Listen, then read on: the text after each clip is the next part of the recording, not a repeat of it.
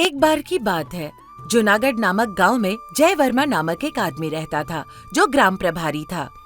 एक दिन उसने अपने सबसे अच्छे दोस्त गिरीश से पूछा कि उसे क्या करना चाहिए जिससे उसका नाम हमेशा के लिए अमर हो जाए।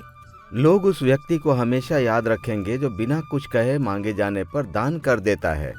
तो फिर आप सोचते हैं कि हम दान करते हैं तो हमें ज्यादा याद करते हैं? हाँ, उन्हें निश्चित याद किया जाता है। उदाहरण के लिए हरिश्चंद्र, दानवीर कर्ण, उनकी कहानी तो आप जानते हैं न जय वर्मा। युग भले बदल जाए लेकिन आज भी उन्हें याद किया जाता है। इसका कारण है उनकी दानवीरता। हाँ, आपकी बात सही है। मेरे पास इतनी सारी संपत्ति है, इसीलिए मैं भी दान करना शुरू करूंगा ताकि लोग मुझे भी हमेशा याद रखें। उसके बाद गिरीश वर्मा वहाँ से चले गए। सब कुछ ठीक है, लेकिन अगर मैं दान करना शुरू करूं तो हर कोई मेरे पास आएगा और मैं इसी तरह दान करता रहूंगा तो अंत में मुझे दान मांगना पड़ेगा। हे भगवान, ये तो बड़ी मुश्किल बात है। कम दान करूंगा और अधिक प्रसिद्धि प्राप्त करूंगा। इसीलिए मैं एक काम करता हूँ, रोज मैं ये निश्चित करूंगा कि 1000 रुपए से ज्यादा दान ना करूं। उसने छोटी मात्रा में पैसों का दान करना शुरू कर दिया। कुछ दिन बाद गांव के सारे लोगों को पता चल गया कि जय वर्मा दान कर रहे थे। फिर एक दिन, जय वर्मा साहब, इस साल मेरी फसल ठीक से नहीं हुई है। इस बारे में तो आप जानते ही हैं। इस बार मैं बहुत बीमार भी हो गया था और फिर से खेती शुरू करने का समय आ गया। मैं सोच रहा था आप मेरी मदद कर सकते तो ठीक था। मुझे पता है इस साल बारिश कम होने के कारण फसल अच्छी नहीं हुई है। ठीक है, तुम्हें कितनी मदद चाहिए? मुझे 5000 रुपए चाहिए मालिक। आप दे देंगे तो भगवान आपका भला करेगा। ठीक है, मुझे देने में कोई दिक्कत नहीं है, लेकिन अगर मैं तुम्हें सिर्फ 5000 रुपए दे दूं तो दूसरे लोग आएंगे तो मैं उनको क्या दूंगा? लेकिन फिर भी मैं तुम्हारी मदद करूंगा। फिलहाल तुम ये पैसे रख लो, बाद में देखते हैं कि क्या कर सकते हैं। ठीक है साहब, मैं बाद में फिर मिलूंगा। गांव के और लोगों को जाकर बता देना कि मैंने तुम्हें खेती करने के लिए मदद की है। गांव के लोगों को पता तो चले कि मैंने तुम्हारी मदद की है। जय वर्मा ने सोचा कि इस तरह दान करके वो अच्छा नाम कमाएगा। एक दिन वो राजधानी से लौट रहा था। सड़क पर उसे एक आदमी चलता हुआ दिखाई दिया। उसे देखकर जय वर्मा वहीं रुक गया और उसने पूछा, मुझे लगता है कि तुम गांव की तरफ जा रहे हो भाई। मेरे साथ आओ, मैं तुम्हें गांव छोड़ दूंगा। नहीं, कोई बात नहीं है, मैं पैदल ही चला जाऊंगा। मेरी तो आदत है, मैं अगर आपके साथ बैठ गया तो आप असहज हो जाएंगे। अरे भाई, तुम इसकी फिक्र मत करो, आ जाओ, मैं तुम्हें छोड़ देता जय वर्मा ने उसे भी अपनी बैलगाड़ी में बिठा दिया। वो निकलने ही वाले थे कि वीर वहाँ आ गया। वीर ने आकर कहा, ग्राम प्रधान को मेरा नमस्कार। साहब, मेरी बेटी की शादी होने वाली है। मुझे आशा है कि आप मेरी मदद करेंगे, इसीलिए मैं आपके पास आया हूँ साहब। आप चिंता मत कीजिए पंडित जी, किसी भी शुभ कार्य में मदद करने में मुझे बहुत खुशी होती है। ये लीजिए, अपनी बेटी की शादी कीजिए। आपका बहुत बहुत धन्यवाद। आपकी मदद से मेरी बेटी की शादी हो जाएगी। मुझे धन्यवाद देने की आवश्यकता नहीं है। आप जाकर गांव वालों को कहिए कि मैंने आपकी मदद की है। गांव वालों को पता चलना चाहिए कि मैंने आपकी बेटी की शादी में मदद की। भगवान आपका भला करे साहब। मैं आपकी मदद के बारे में जाकर सबको बताऊंगा। मेरे सामने कहने की कोई जरूरत नहीं है। आप सबको बताएंगे तो लोग मेरा नाम उदाहरण के रूप में लेंगे और सबकी मदद करेंगे। अब आप जा सकते हैं। जय वर्मा अनंत के साथ अपने घर की ओर निकल पड़े। आप कौन है भाई? मैंने तो इससे पहले आपको इस गांव में कभी नहीं देखा।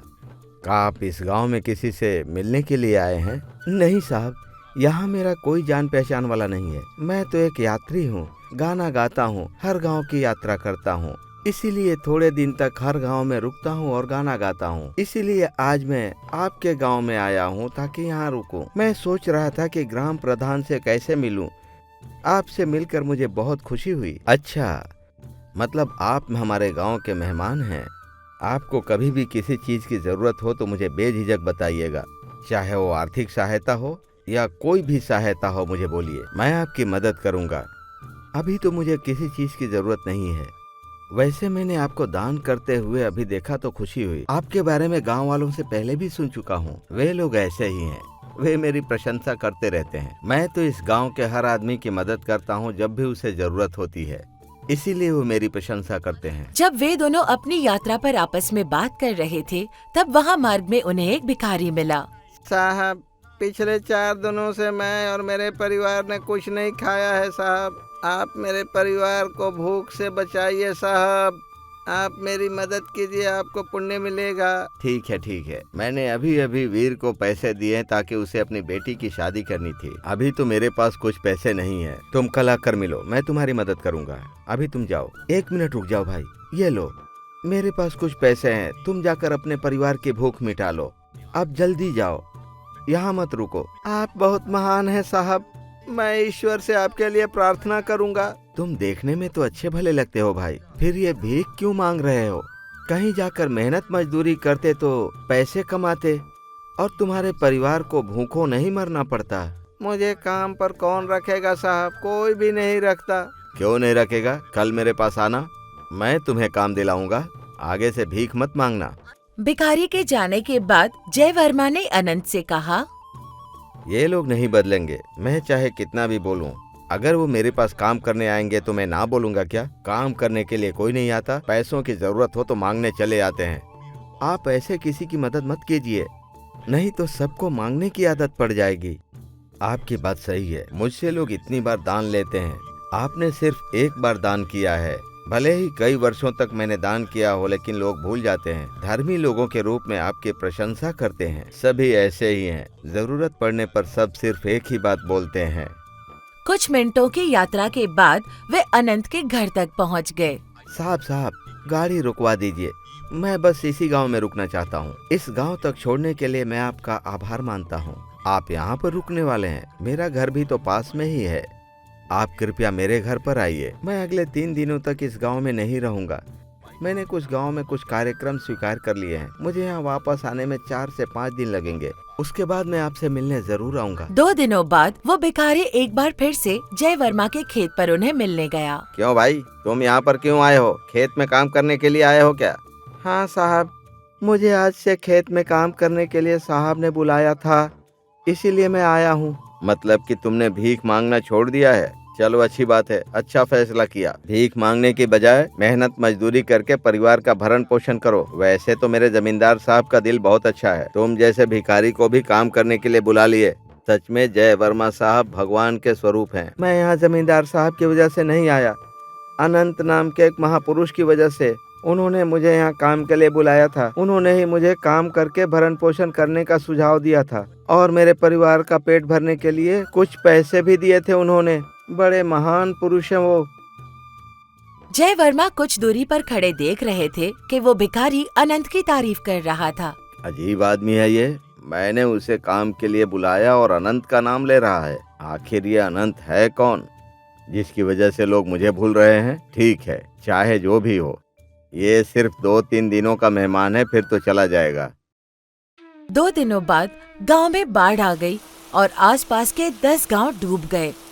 पूरी फसल बर्बाद हो गई और यहाँ तक कि लोगों के घर भी टूट गए।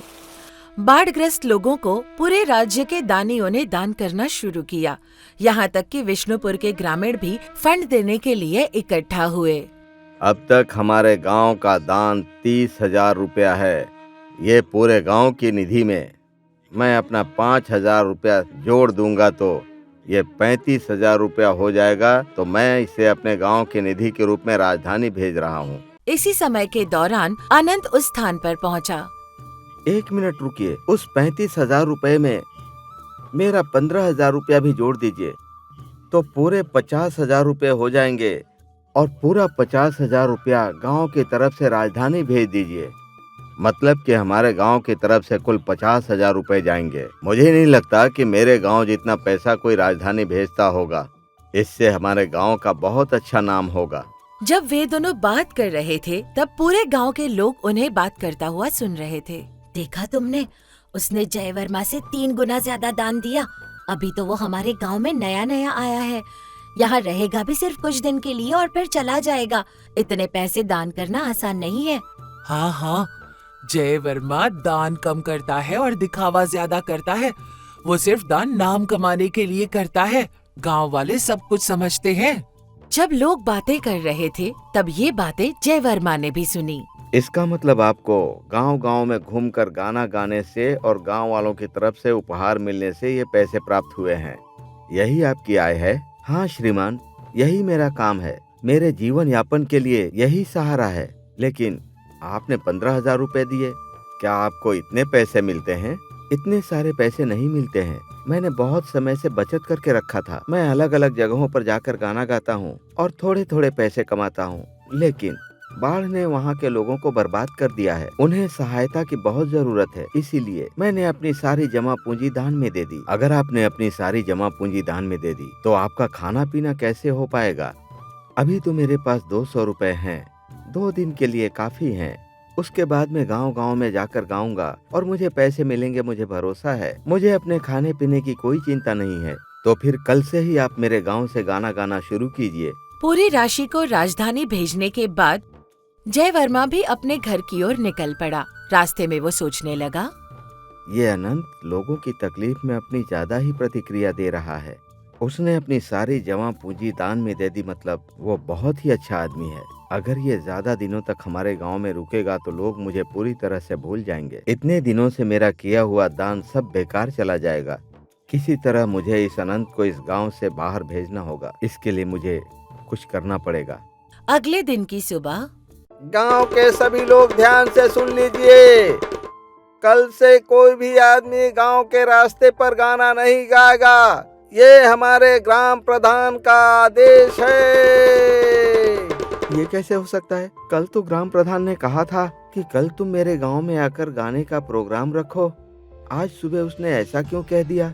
अगर इसके पीछे कोई कारण होगा तो मुझे इसका पता लगाना पड़ेगा, नहीं तो मुझे जीने के लिए कोई और नौकरी करनी पड़ेगी।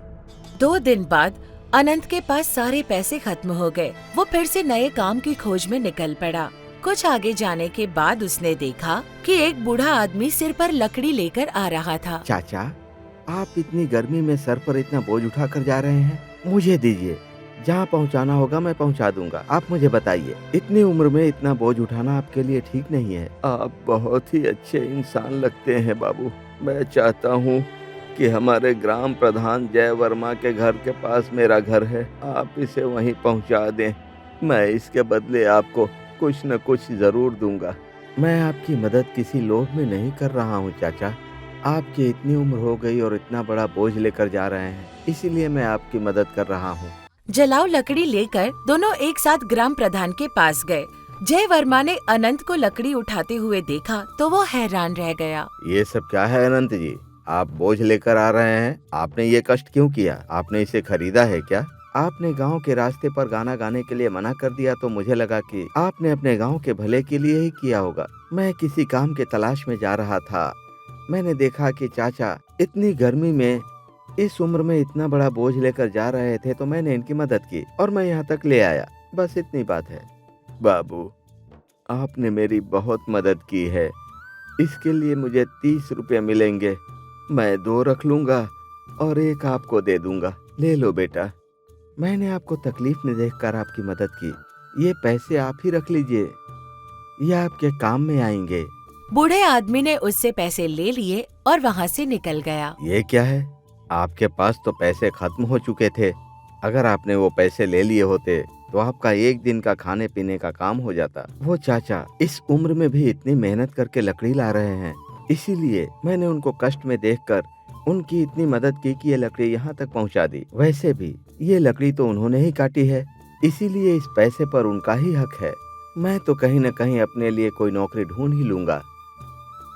आप सच में बहुत महान हैं अनंत। आपको देखकर मुझे कुछ सीखना चाहिए।